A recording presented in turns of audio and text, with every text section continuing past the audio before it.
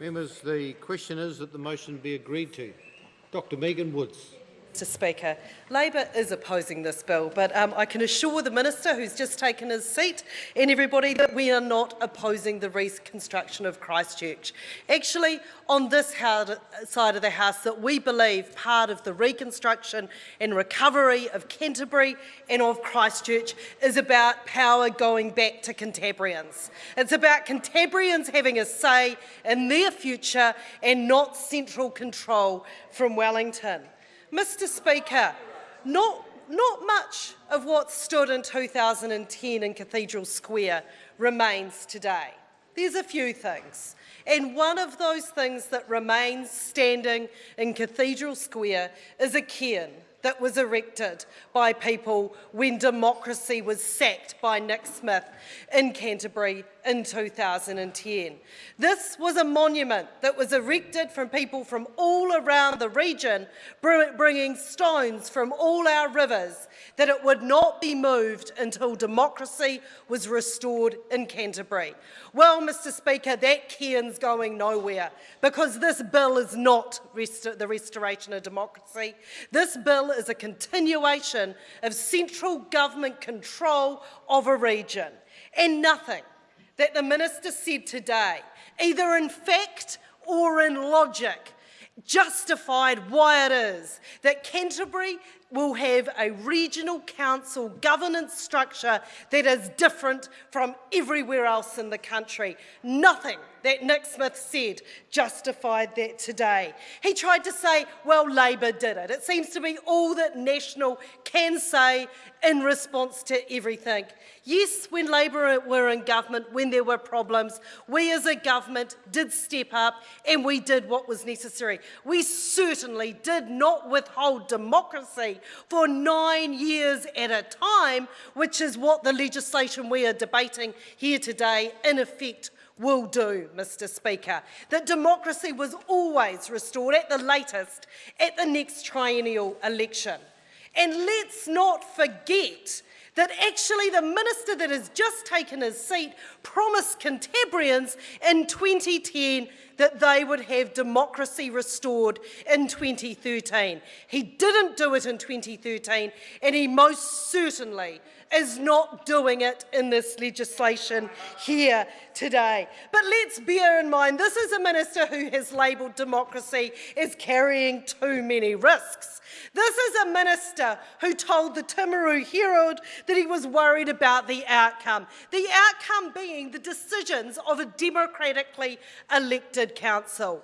Everybody in New Zealand should be worried today, not just the people of Canterbury, who this legislation impacts on, but everybody, because this is a government that is willing to sack elected bodies that they do not like what they're doing and replace them with their own appointees. It simply isn't good enough, and it isn't something that we are willing to put up with. The other thing that really concerns me, Mr Speaker, and I have tabled an amendment to this, is the report back time that the Minister has described on this bill, that it has a report back time of the 15th of February 2016.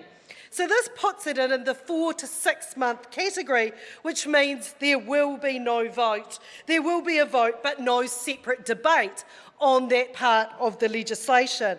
Given that this period that the Minister described includes the New Year break, when the House does not sit for 7 or 8 weeks, Mr Speaker, it leaves an effective Select Committee consideration of little more than 2 months. This is simply not acceptable. This is about a Parliament stripping away democratic rights, and to put in place with that a truncated Select Committee process is reprehensible and something that should not be allowed to stand. Either the usual 6-week period for receiving submissions will have to be shortened, and that is not acceptable to Labor members, or there'd only be 1 week to hear submissions. Again, not acceptable to Labor members. That we know that when this bill has had, when predecessors to this legislation, when the government has previously legislated to take away the right of Canterburyans to control their own destiny, that actually Canterburyans have wanted to have their voice heard. And to have a government that not only is putting in place legislative measures to stop that happening when it should have been fully democratic elections at the 2016 triennials, but to truncate the select committee process. So I ask the government and any other support parties that to at least to consider voting to allow this to have a full and proper select committee process, that Canterburyans will have the right to be heard and they will not be stifled by this government. Because, Mr Speaker, as the bill stands at the moment, it will be. And this is an absolute travesty. This is the continuation of central control of Canterbury by this government. Appointing nearly half the councillors in no way, shape or form represents a return to democracy. The minister likes to dress it up, and mixed model is what he's come to. It's like being a little bit pregnant, being a little bit democratic, I guess. It simply isn't the case. This is not democracy. This is the government maintaining its sticky fingers into the affairs of Canterbury in a way that it does nowhere else in the country.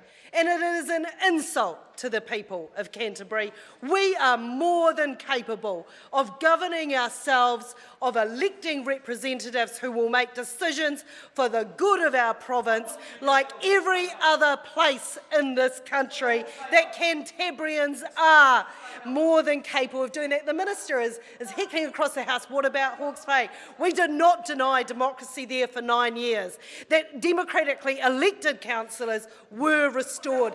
So the minister's continued justifications are weak and they do not stand up, as I said, in either logic or fact. The minister is on very weak ground here and he knows it. What we also know is that the minister has made a big hoopla about how we simply cannot afford to lose the skills base that is currently sitting around the Environment Canterbury table. This is the case with any council at a triennial election. In fact, it's the case with any member when they stand at 3-yearly parliamentary elections. So I want to know from government members the fear of losing skilled people. Should we cancel all elections? Or is this something that's only going to count in Canterbury? Special rules from Canterbury, because I want to know if this is something that the government is planning out rolling out in other places in the country. Because, Mr Speaker, if the real fear that the minister had was that we would lose institutional knowledge and skills, there are alternatives than denying Canterburyans the right to control their region. There are many things that the government could have done rather than rush to this decision. For one, institutional knowledge is carried through by staff, and commissioners could have been employed in some way to sit alongside elected members, Mr Speaker. So the minister's justifications simply do not stack up. The minister was quite right that he said this is legislation about the regulation and management of water use in Canterbury.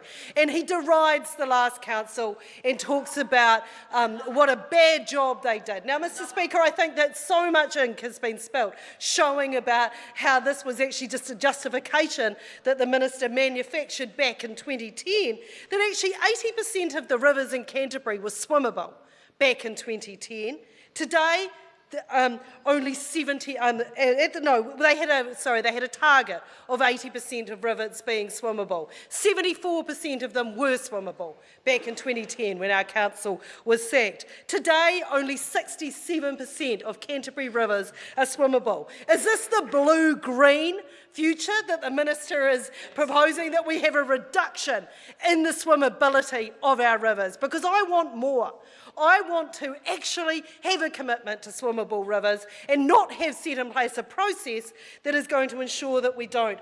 Treasury told the minister that he wasn't putting forward a solid case, that he wasn't putting forward a range of options to be consulted on. It's in the regulatory impact statement, Minister. It's there in black and white. That Treasury told you that you needed to put out a range of options. And it's a pity the Minister didn't read it at the time, or his discussion document may have actually had more impact. Cantabrians made it clear at that point of the process that they did not want this imposed model from the Minister as a way of governing our future.